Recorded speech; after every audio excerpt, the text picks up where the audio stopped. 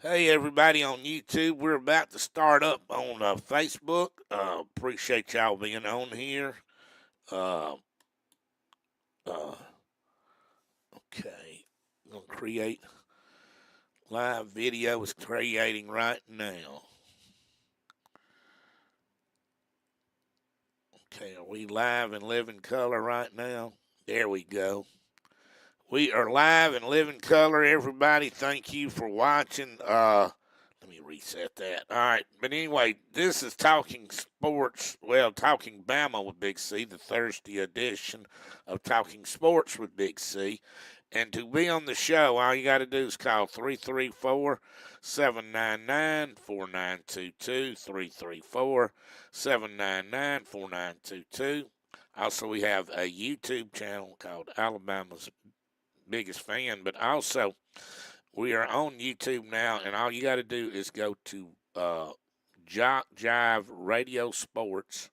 Sign up for it. It's free, and you can watch us on Facebook or on YouTube now.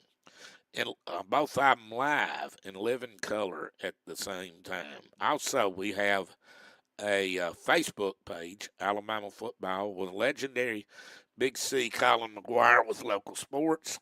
And join us there too, and you can send all kind of stuff in there. All right, what we're gonna do normally? Well, what we're gonna do first? We're gonna talk about last night's basketball game. Alabama took on Georgia at Georgia.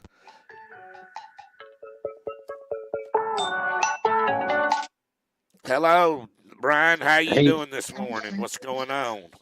how you doing, BC? Good. You doing all right?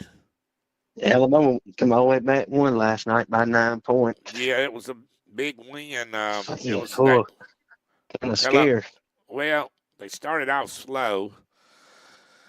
I don't know if it'd been on the road. Then they mentioned about somebody getting stuck in an elevator or something like that coming during the Yeah. game, and it sounded like after a little while later, I can't remember who it was, but they got untracked and started doing well, and then, but they didn't really do that great 3-point wise, but they were able to go inside the paint pretty good and hit other shots and stuff like that, and then Oh the well, that threes. old that old Grant Nelson, he had 20 points, 2 block shots, and 75 field goal percentage.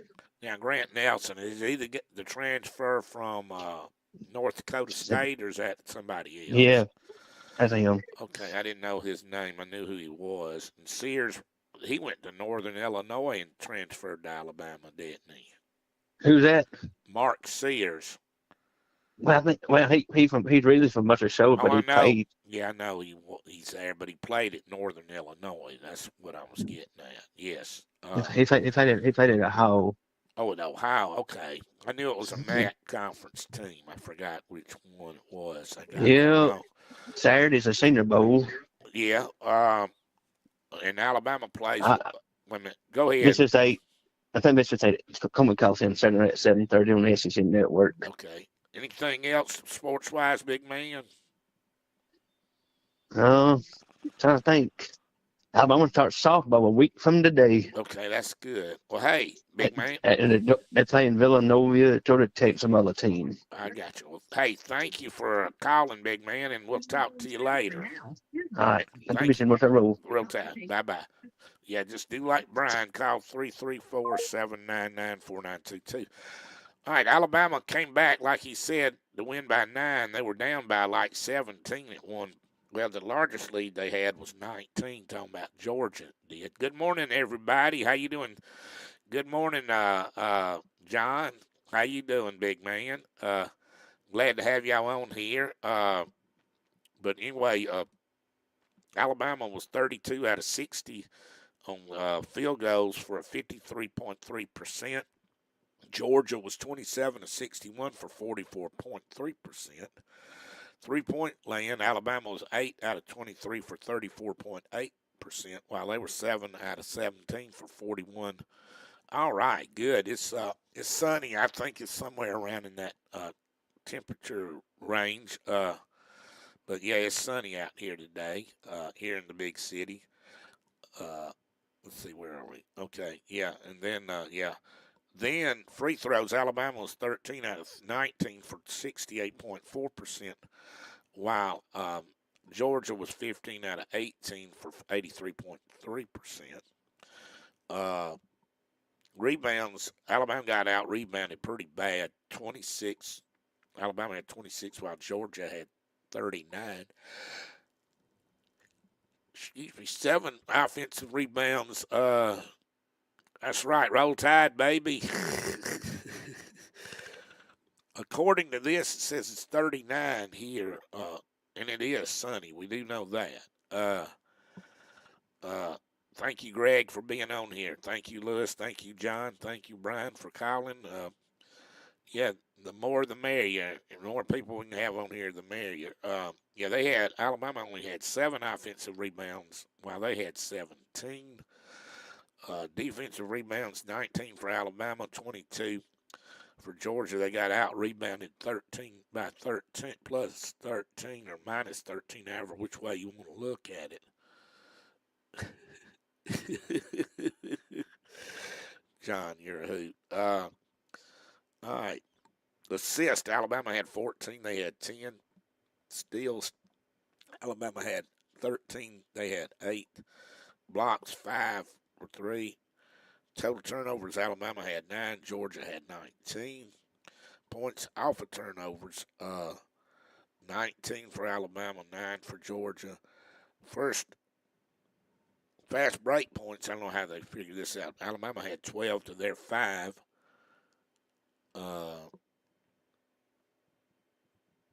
Points in the paint, Alabama had 42. They had 34. Fouls, Alabama had 17. They had 18.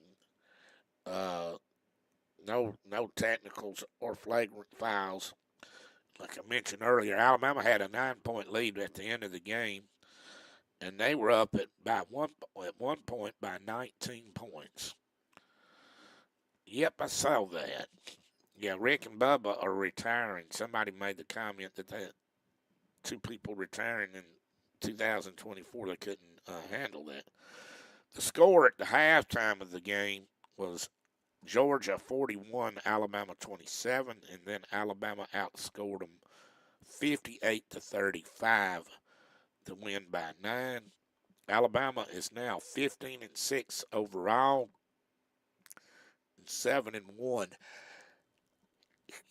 The conference still leading the conference. Georgia 14-7, and I'm trying to figure out where they are. I didn't put down their league number. I just put down the number of points they scored. Oh, Sears for Alabama had 23. Nelson had 20. Alabama hosts Mississippi State Saturday at 7:30. Georgia had R.J. Melendez had 15. Noah Thomas had 15. And they host South Carolina at home on Saturday also. And anyway, that was a heck of a win by Alabama. Pull that one out like they did. But anyway, I think that preseason schedule playing all those tough teams is starting to pay off. Oh, are you? Is that on ESPN that you're watching that? Yep, that's right. 7-1 in conference. I don't know what Georgia's. I know their overall record is 14-7, but I don't know what their conference record is. And they only lost maybe one home game, and Alabama had a tough time starting off a real bad slow start, but it finally paid off. I know what he did at halftime. He needs to bottle it up, save it up to remember what they did. Obviously, they made a lot of adjustments. SEC, ESPN network. Yeah, if I watch ESPN, I watch the SEC part of it. I don't really care about all these other conferences and all that. I just only time I can get into that, especially during basketball season, is if March Madness. Now I can do that. But anyway, we're gonna go into another segment of the show, and I want to credit Ray Maxwell. He what it was a thing he sent out was it was at least okay, that's probably right. They he sent out a thing that the last time a team won 10 or more games in a season, and we mentioned that last week. So I thought, well, this might be something to talk about, on a show. So today, with Talking Bama with Big C, we can do that. The 1934 team went 10-0. They were 9-0 in the regular season, went to the Rose Bowl and won it. Frank Thomas was the coach. He was the next coach uh, after Wallace Wade, who started going to the to the Rose Bowl.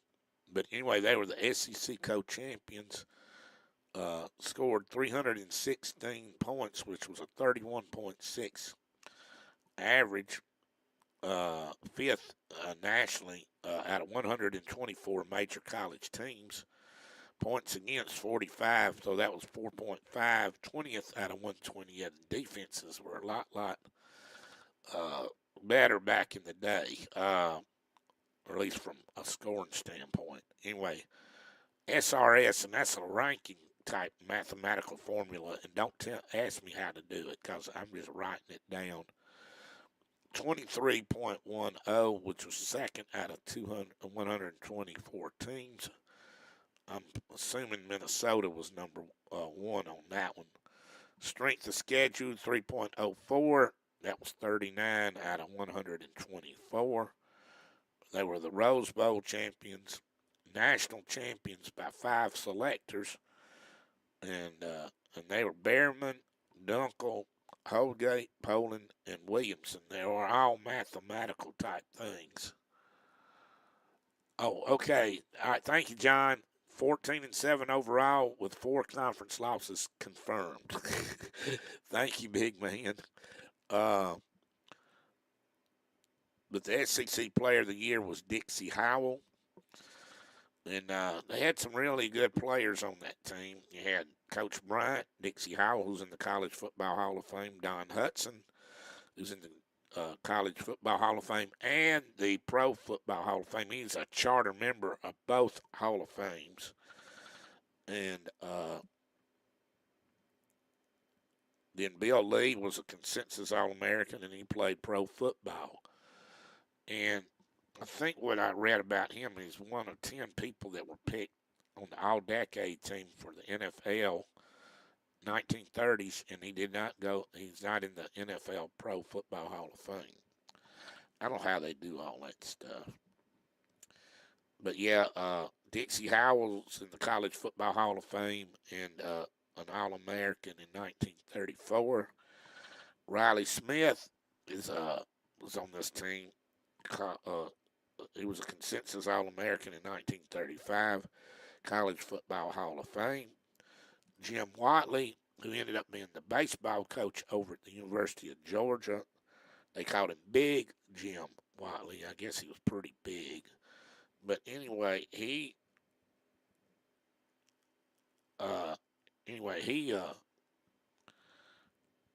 made All-American in 1935. And a guy, and I don't know, his nickname was Tarzan White. He was from Atmore. And he was an All-American. He was a sophomore on that team, and he made All-American in 1936. And I knew inquiring minds would want to know, and now they know the rest of their mind. They can rest their minds. But anyway, Tarzan White made All-American in 1936. Yeah, the other end. That's the way I see it. I like that, Greg. That's pretty good. You're making a reference to what Coach Bryant said. I was the other end on the team. Yeah, he made All SEC. he could have played pro football, but he decided to go into coaching, which was a good move there on his part. And speaking of him, Tarzan White, when Coach Bryant, the first year he was an assistant coach, the first 2 years he was at Alabama was 1936 and 7. He coached the guards, and he had an All-American with Tarzan White on the 36 team, and on 37, a guy named Leroy Munsky, who was from Montgomery, went to Lanier High School. He would have graduated in 1934 from Lanier. Made All-American in 1937. But anyway, so what we're going to do is we're going to do the scores. If there's anything we know significant about any of these games, we will mention it. Oh, I like that. All right. On September 29th, they opened the season in 1934, and they beat Howard, which is now Sanford, in Tuscaloosa, 24-0. October 6th, took on Sewanee and Montgomery at Crampton Bowl, beat them 35-6.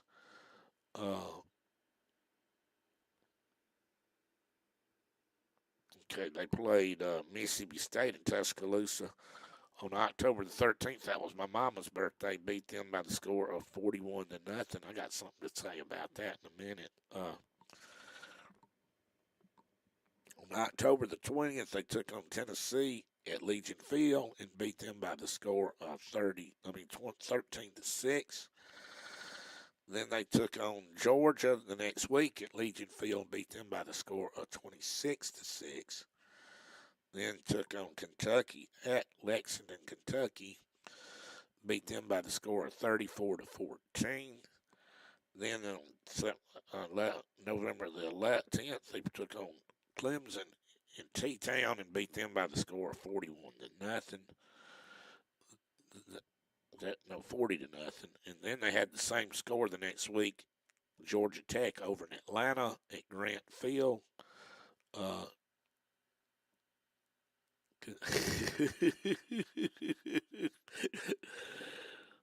I like that, John. Beat them 40-0, and then they played Vandy at Legion Field on November the 29th, and that was on Thanksgiving Day, and beat them by the score of 34-0. And yeah, they found out they were being invited.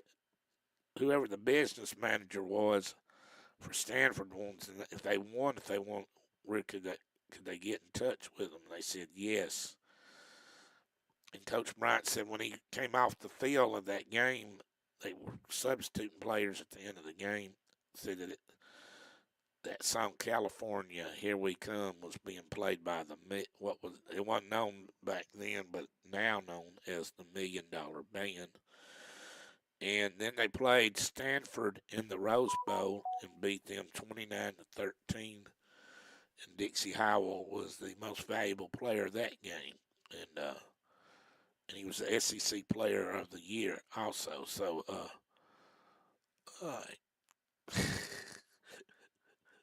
I like that, John. That's pretty funny. We'll give it our best, big man. But anyway, what we're gonna do is we're gonna do another 10-season deal for Alabama, and exactly 11 years later, and Coach Thomas was still there. Coached one more year, and then he took over as the athletic director. He nicknamed the Alabama team the War Babies because they had a lot of young players on the team. And anyway, Frank Thomas was the coach. They went 10-0 again, like they did in 1934. They were second in the AP Final Poll. The AP poll started in 1936. Conference went 6-0. Points for 396. So they averaged 39.6. They were number 2 in the nation in scoring offense. Points against 6.6, 7th in the nation on that. So they had a pretty balanced team. Their SRS rating was 23.50. One third out of 101. Strength of schedule was 2.31. 33 out of 101. They were playing. When we get into the schedule, you'll see what they're doing. It's dangerous in the PM. Yeah, it is. Harry Gilmer was an All-American on this team. He was College Football Hall of Fame, and he made the All-Century team. Von Mancha made All-American, College Football Hall of Fame, and the All-Century team also. Harry Gilmer was the most valuable player of the Rose Bowl. He was an SEC Player of the Year. He was a sophomore. Played left halfback in the Notre Dame box. He was also the number 1 draft pick in 1948. Von Mancha, he ended up coaching at Livingston, and then he ended up going to Columbia.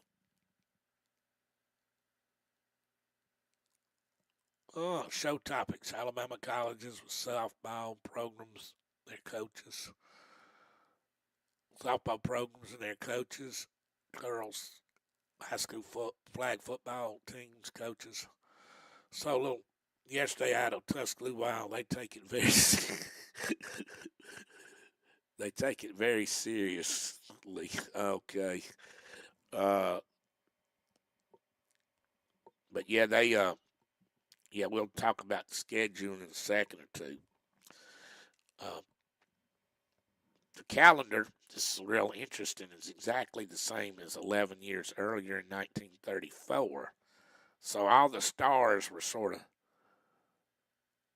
of aligned together, and they were going to open up with Jackson Field, a military base out of Jackson, Mississippi, but they canceled the season, so they played Kessler Field, Air Force Base down in Biloxi, Mississippi, and opened up with a win of 21-0. Then the next week they took on LSU down in Baton Rouge and won by the score of 26-7. The year before, when Harry Gilmer was just a true freshman, they opened up the season and tied LSU 27-27. But they got revenge this year. I think they were playing down.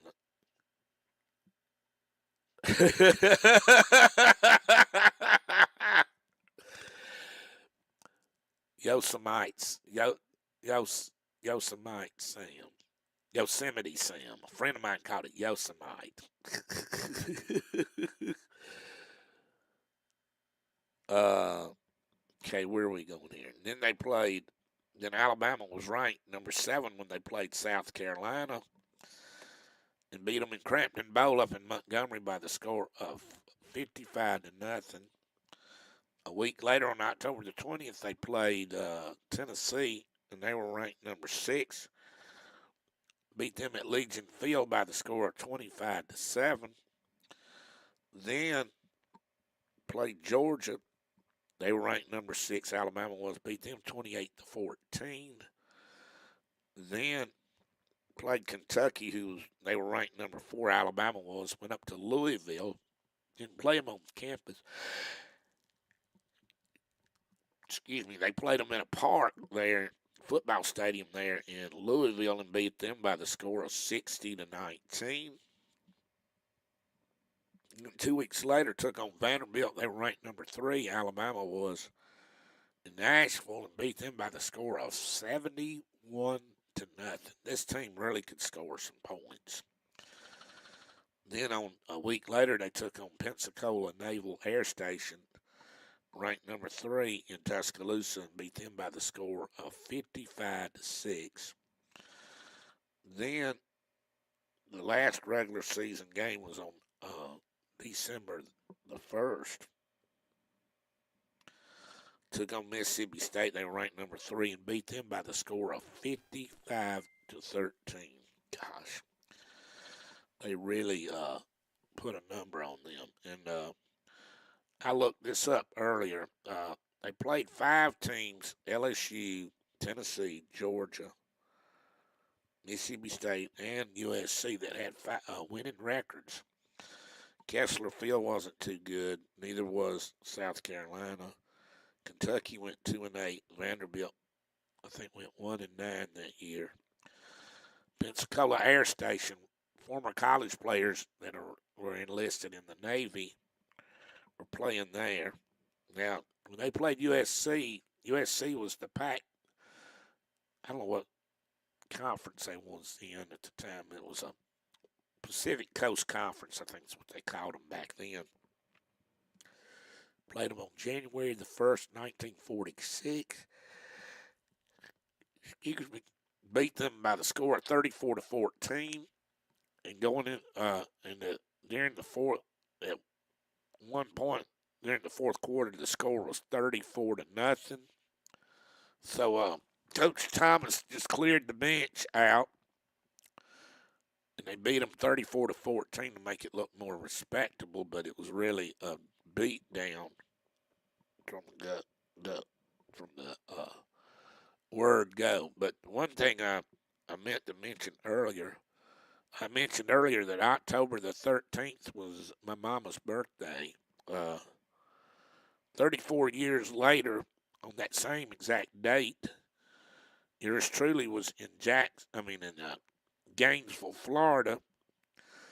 We're playing the Florida Gators, and we beat them by the score of 40-0. And Charlie Pale, that was his first year at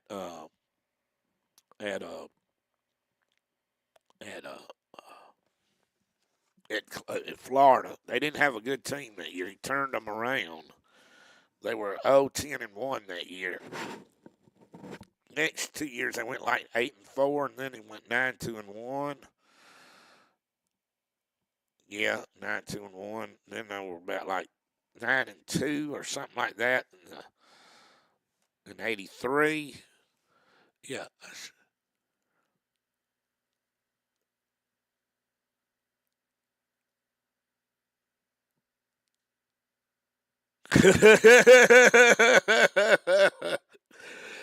Oh, that was funny, Lewis. Golly. They actually tackled and cussed. Got rough at times. And y'all had to officiate those games. Wow. It's pretty interesting. Yep, that's a. But anyway, yeah, that was that day when we beat them 40-0. We were riding through Tallahassee, Florida, in a university band, and somebody rolled down the window and said, "I bet y'all happy now." I said, "How's that?" I said, "Southern Cal got tied by Stanford 21-all, and we knew right then and there we was going to be number 1, and we held on to it most of the season. We'll get into that another time." But anyway, so whenever I think of October 13th, I think about my mama's birthday, and also 1979. And how old was Mama then? She was only 54. I thought she was old. She was really pretty young to think about that. But in about a minute or two, we're gonna be calling up Johnny Skinner, the swimmer, international swimmer, and he was from Cape Town, South Africa originally. I'm gonna find out through him how he got discovered by Coach Don Gambrell, who was an Olympic. That was a great move by Coach Bryant by hiring him. Okay. Yeah, we're about to give him a holler in a second. Let's go ahead and start the process. Okay. Okay.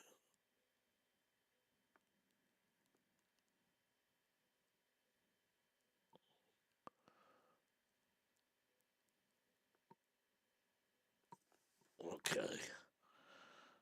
All right, let's go ahead and give him a call.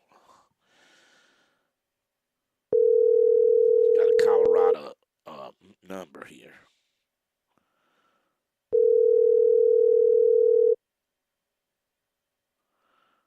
This is Jonty. Hey, Jonty Skinner, this is Big C, Colin MacGuire down in Greenville, Alabama. How are you doing today? Oh, good. Can't complain. Good. Now, I want to ask, do you still live in Tuscaloosa or do you live in Colorado now? No, I live in Tuscaloosa. Okay, your exchange, your area code was Colorado. I guess you bought your phone out there, but Yeah. But anyway, go ahead. I'm sorry. No. Yeah, that's exactly right. When I first got a cell phone, I lived in Colorado, so that's the reason for this. Okay. Well, the reason for where the number is. Okay. Which is, I think, indicative of everyone. Oh yeah, Yep. That's right. Well, hey, all right. I want to let everybody know, and I know a lot of people remember you. You were a world-class swimmer at Alabama from 74 to 78, if I'm not wrong on that. But first question I want to ask you, how old were you when you started competitively swimming? Probably I broke competitively swimming. I don't know. I know I broke my arm when I was a kid, and the doctor said that swimming would be the best therapy to kind of get it back to where it should be, and that led to swimming lessons. And eventually, by age 9, I actually formally joined a club, a swimming club, to go to training on a regular basis. I got you. That's pretty interesting. But swimming, they say, is really a great, like if you got a knee injury or really, I don't know what it is, water, and that's a lot better than probably going into a therapy room and getting pushed around by a dang machine or whatever, or even a therapist or assistant. Yeah. But anyway, all right. Next question I want to ask you: how did Coach Don Gambrell find out about you? Because back then when you were recruited by Alabama and signed with Alabama, we didn't have the internet then, but I know he had a lot of contacts. How did he find out about you? He had actually taken a tour of South Africa, and he brought a swimmer named Don Scholander, who was a hero. Well, this a star in the 1964 Olympic Games, and Patty Corretto, and another swimmer, I can't remember her name, she was a backstroker. And they came to do like a clinic tour. So they came to different cities in South Africa, and they, gave swimming clinics in each city. And that's where I ran into him. That's where we met for the first time. So I think I was 16 or 17 at the time. And, when you're a swimming coach, like I went into swimming coaching for 45 years. Yeah. When you see a good swimmer, you see a swimmer, when you see people that just feel comfortable and natural in the water, you walk away and you go, okay, that I'm going to recruit that kid type of thing. So that's kind of where it started. It was sort of, again, just like getting into swimming was sort of maybe even a happenstance thing, because there wasn't any formal swimming in my family at that time. And, meeting Don was a good thing for me, because, it gave me an outlet because I'd always looked at the performance charts at that time. You still had a magazine called Swimming World, and Swimming World was published once a month, and we would get it eventually. And then I'd look at the times at the back and all the competition results and go, wow, those people swim so fast. They're so much faster than I am. But then they were year-round swimmers, only swam 6 months of the year, played rugby or soccer the other, during the winter months. Uh-huh. And, so I became very attracted to the USA. So when I met Coach, I started that say, I'm interested in coming to the USA to swim. And it took a while, because I had to go through, in South Africa at that time, you had to go through, your military training. Oh yeah. I mean, it was everyone had to go through military training, and I ended up having to wait a year to go to the base that I wanted to go to, because it was one of the few bases in the system that actually had a swimming pool in it where I could train. So I deferred a year to get to where I wanted to go, which added another year, and then worked a year to get enough money to pay airfare and all the stuff that I needed. To be able to come to the USA and have enough money to set up shop and begin being a student here. So, because my family, we weren't it wasn't a very affluent family. I mean, we didn't have TV or phone at home, and it was just Wow. so it took a while to get here. So I actually turned 20 as a freshman. I got you. Well, you mentioned. Did you ever know this young man? He was a tennis player, and he was from South Africa. Queuing Nealon. Did you ever know him or know the name? I know the name, and Nitland was the name, the pronunciation. But I remember him, but I don't. It was the interaction wasn't really consistent.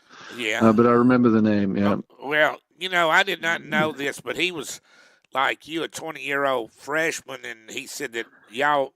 So when you got out of high school, it was compulsory to go into the military. Is that correct? Correct. You had to spend a year in the military.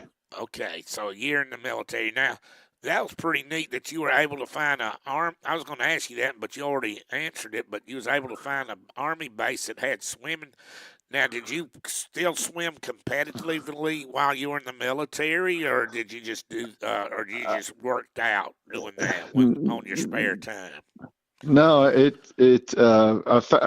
waited to get a base that was right in the suburbs of a city called Cape Town. Yeah. So, once I finished my basic, which is you don't do anything during basic. I mean, it's just you're just they just beat the heck out of you, basically. And I got put into an officer's training program. So it was 11 weeks of basic. It was a long time. Yeah. And but I will say that probably that was the fittest I ever was in my entire life. In all the training I've ever done, and I finished basic training, it was probably as fit as I've ever been overall, because I still got some swimming in. I still was able to get some swimming in from time to time. But once basic ended, then I could train on a regular basis with the local club and the team that was in that area. Now, okay. So, yeah, okay. Now, when did Coach Gamble, when did he offer you a scholarship to come to Alabama? It was interesting because right when I got out of the military, we exchanged letters, and he at that time was at the University of Harvard. But was already been approached by Alabama as becoming the coach at Alabama, and knowing enough about America, knowing what the Harvard requirements, stuff like that, and then knowing that economically it was going to be better for me to work a year and save money as much as I could, and to wait until he got to Alabama. So that's basically what I did. I waited really. So I actually ended up only coming in his second year at Alabama. So, it was just a timing thing as to when we came in, and because I had that military it gave me a deferral that allowed me to still use 4 years of my eligibility. Wow, that's right. That's right. Now, so you decided just to go wherever he was going, and when you found out he was heading to Alabama, that made it a lot easier for your decision. Was that the first time when you set foot on campus? Was that the first time you ever laid eyes on the school? Yes, it was. Golly. Well, you think about it. You're in Cape Town, South Africa. That's where you were living. How long? All right, when you came over here to the United States, how long was you in an airplane over this way? Oh, God, if I remember back in those days, the planes didn't fly as fast, but probably about 9. Well, I always had to go to Europe. I mean, you could never, you can fly direct to Cape Town. You can go direct Atlanta to Cape Town. Yeah. Now.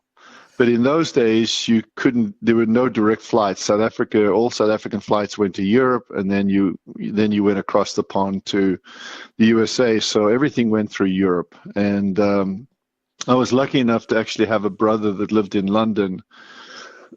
So when I traveled, I set up my travel to where I'd go to London, see my brother, go to the USA, sort of break up the travel, made it a little easier. And oh yeah. But yeah. I tell you, when I got on campus, the first time I'd ever seen campus or been around anyone in this organization. It was the first time I ever smelt the paper mill at night, which Forgot about that. Yeah, that I'm glad you mentioned that.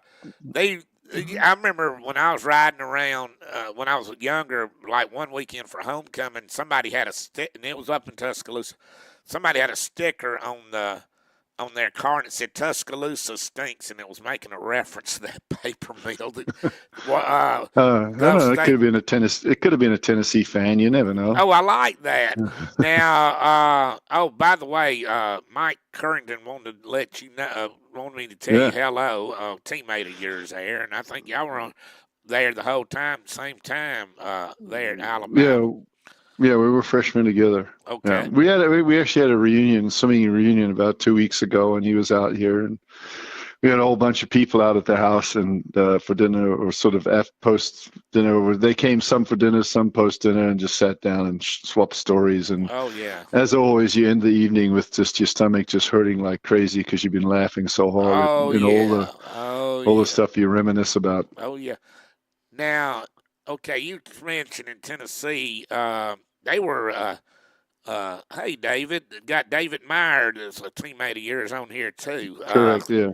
But anyway, oh yeah, y'all's biggest rival wasn't really Auburn. It was more Tennessee in swimming, wasn't it? Well, Tennessee at that time had really made a rise in the sport of swimming, and they had a dual meet winning streak of like in the 70s or 80s, and it was the longest winning dual meet in the country. I think they actually won the national championship in 1977, which was in those years. So, coach, the first time we went up to, as a freshman, we went up to Tennessee, and we just got, I wouldn't say we got manhandled, but we didn't really perform, I think, to the level that we probably should have been able to perform. But we got a little distracted by the show, and there was a little more pomp and ceremony. I'd never been in a dual meet like that. I'd never experienced that type of pressure to perform under those kind of circumstances as a freshman. There were times that I was almost laughing at the almost ludicrous. I don't want to go into detail as to some of the stuff they were doing, but they were just really about trying to not only beat you but humiliate you and embarrass you. And so when they came down to Tuscaloosa the next year, it was on. I mean, it was a year long. When they come to Tuscaloosa, it is absolutely going to be on. And so when they came down a year later, there was the time that we actually finally beat them, and they ended their winning streak. Oh. And it was you don't think of swimming as being a very popular sport for spectators, but we managed at that time to really get people really interested in coming to watch the competitions, because they were intense. They happened in a very short period of time, much shorter than a football game. Oh yeah. There was constant races, and for that dual meet, word got out. We put the word out. We were putting leaflets out in the community saying, we need everyone's support, and we had a line of people out, waiting to get in the door. And wow. the old natatorium isn't in existence today. They pulled it down a couple of years ago, but it was logjam. I mean, you couldn't fit another person in there. There was just nowhere to go. And then we put Tennessee on one side of the pool, on the cold side of the pool, and we put them right between the band and the guys on the football team. Oh, I love who it. came to watch swimming. And I mean, in those days, everyone ate at Bryant Hall. All the athletes ate at Bryant Hall. So we would get to know football players, and they would get to know us. And, Yeah, I don't know if there was a player named Gus White I back in those remember him. days. I know him. Yes. He was a nose guard, and I mean he was 6'4" by 6'4". He was as tall as he was thick as he was around. I mean he was just a freaking fire hydrant, You're right. you know. That's a Then good there's nothing. description of him. Go ahead. There's nothing worse than Tennessee guy trying to do a cheer and Gus White staring him down. I like this. This is really good. But now, Mike mentioned that you were NCAA and world record holder. What's some of the world records do you have? Did you ever compete against Mark Spitz, or was he a little older than you? He is slightly older than I am. He pretty much retired after 72.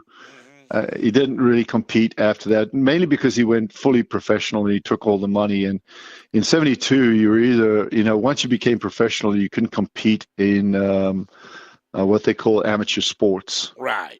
In today's world, he would have competed probably for another 2 Olympiads. But in those days, he took the money and ran. So no, I didn't compete against him, even though, we've both climbed into an elevator going up, and we just stare each other down. I mean, there's no love.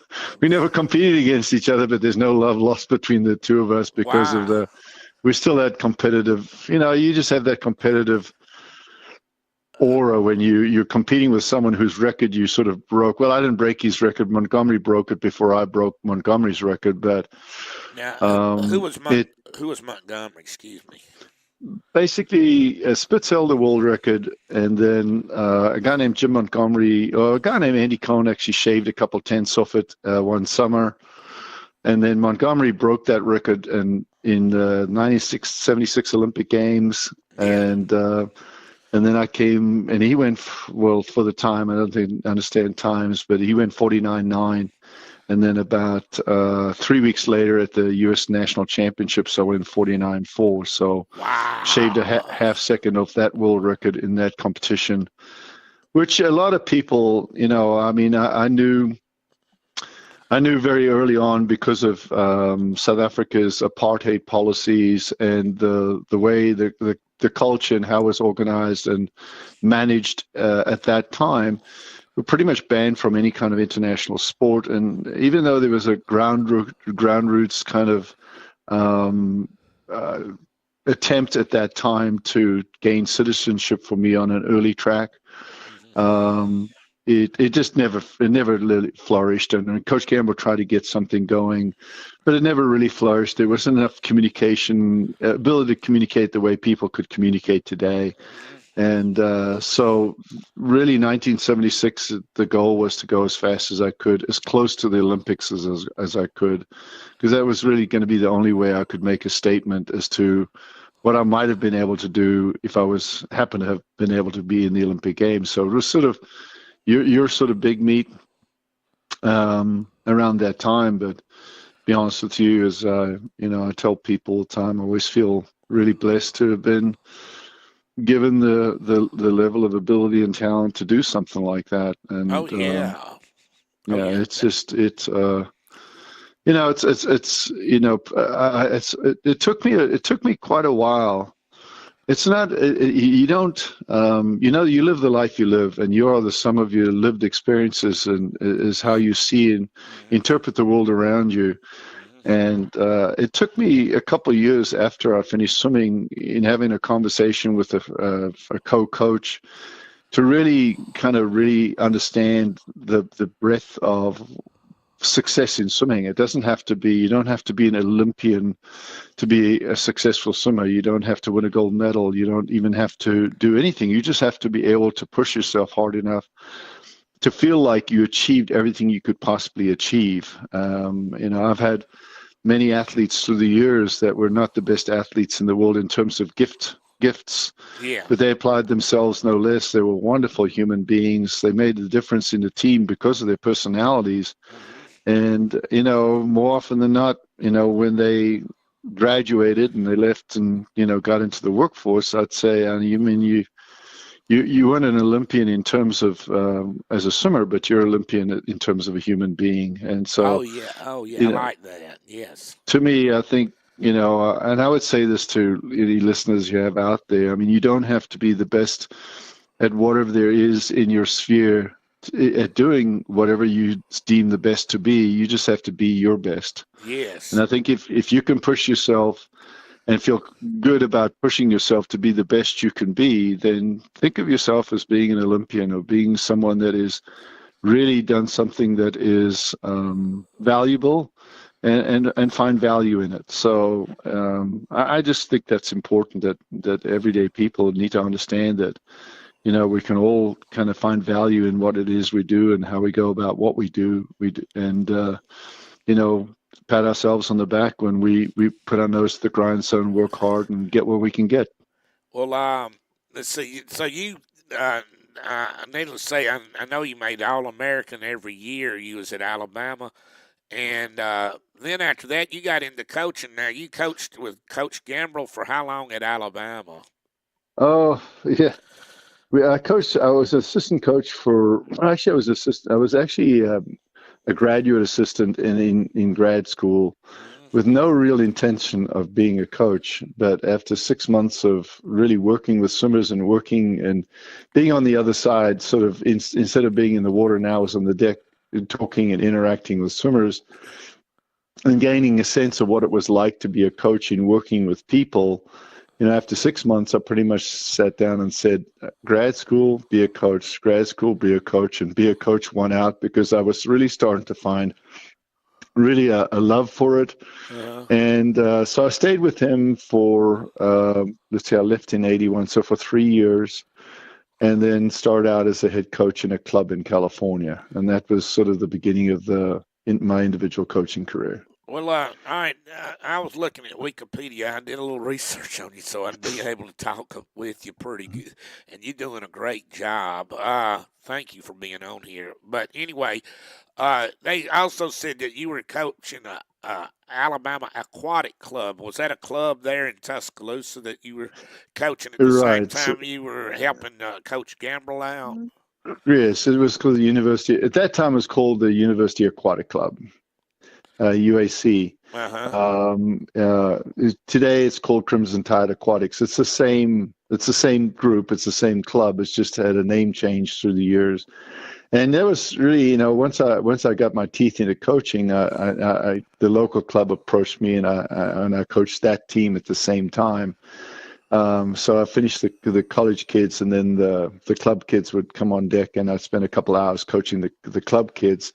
And that was really getting my feet wet before, like, I went to a club in California called San Jose Aquatics, and I was there for 8 years, and then came back and was an assistant coach at Alabama, and then from there went to become the head coach from 91 to 94 as the head coach. And then from there, I went to become the coach at the Olympic Training Center in Colorado Springs, Oh, which I did that from 96 to 2000. And then I was lucky enough to have two wonderful girls, two children. And as luck would have it, at that time, I took a job as the director of technical support, which is like sports science, director of the sports science program for USA Swimming, which is more of a 9-to-5 desk job, and no real commitment on weekends unless we had the national team was competing. And so I could spend a lot more time with the girls, and which was wonderful, because I got to see them grow up. The main years, and spend time with them. Actually, probably I'd do my swimming work from 7 to like 4 in the afternoon, and then I'd be on the soccer field for the next couple of hours coaching soccer, because both my girls were involved in the sport of soccer. Uh-huh. So those 9 years, I spent a lot of time coaching the sport of soccer as well. Wow. Mainly because my kids were involved, and I played it at that age. And anyway, and then from 2008, I went in, I formed what I call brain training for sport, which is, I'd been reading a lot in books about how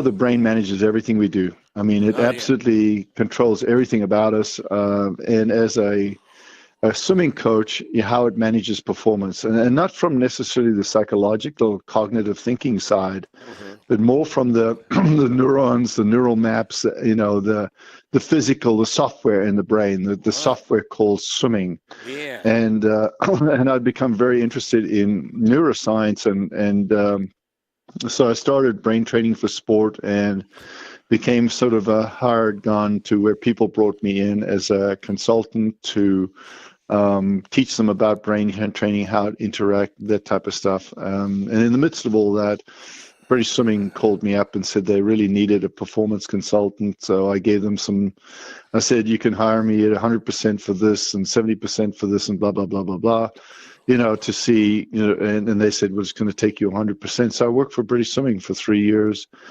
until I eventually got to the point where I said, I'm done traveling. I mean, I was, yeah, a lot of people might go and fly, and a lot of times you get these passengers that get on the plane first because they're 400K people or they're special people because they flow.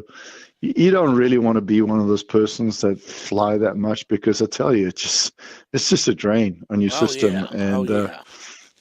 so luckily enough, my good friend had come back and was now the coach at Alabama. And I basically said, yeah, you don't know a whole lot about sprinting. So, I got back on deck as a coach, which was a wonderful thing for me, because there was 12 years in that interim period where I'd just been coaching coaches and being Oh, all over the world looking at programs and looking at different things. And so I was able to get on deck and working one-on-one with athletes and helping them get them motivated and focused and ready to perform and stuff like that, which is a wonderful thing. I mean, I honestly believe that in our society today, we have a lot of people that influence young people growing up. And I think the coach, if they get into sport, the coach can play a really pivotal role in oh, helping young yes. people really navigate through life and start to begin to understand how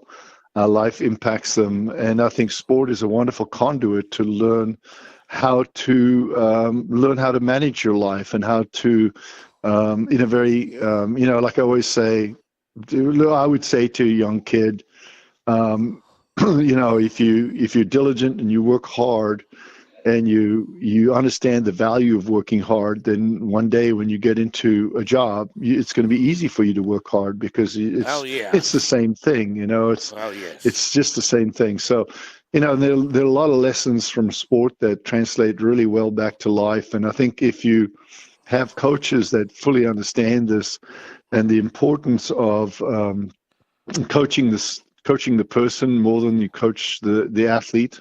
I Yeah. mean, making coaching the person more important than coaching the athlete. I think, I mean, I was a big fan of Nick Saban, Oh, and yes.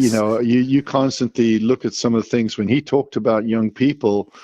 Most of the time he was talking about them as human beings and not necessarily as football players. Yeah. I mean, he could get a little irritated, as we all know, with the X's and O's sometimes. Yeah. But he was a big fan of helping them grow and become stronger human beings. Because the bottom line is, if you make the individual feel real good about themselves, if you improve their self-belief and what they see and understand of their value in life, then they're going to perform way better anyway. It doesn't Oh, matter yeah. what kind of training you put in front of them; they're just going to perform. And I did that till 2020, and then basically retired from the sport of swimming. And these days, I coach young soccer players.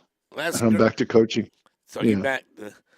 back to that. Well, Johnny, we're almost out of time, but I want to thank you Okay. for being on here, and hope that I met you before a long time ago. Maybe I can run into you again, but appreciate you being on here, and you did a great job, and really enjoyed having you on here, and we'd like to have you down the road on here again. Yeah. Anytime. Okay, well, Anytime. thank you, Johnny. You have a great day.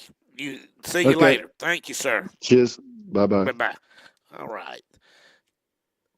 Okay, that was Johnny Skinner. Thank you, John. Yeah, you're right. He's so accurate about that. Uh, needless to say, a great coach, great competitor, good man, and I really appreciate. Thank you, John. Yeah, he is that, and we'll do that down the road. But right now, we're almost out of time. Glad we had Johnny on here, and I was worried that we weren't going to be. It was going to be a slow interview, but needless to say, it was not. Thank you, Lewis. Appreciate that. But we'll talk to y'all tomorrow. Y'all have a great day. Bye bye.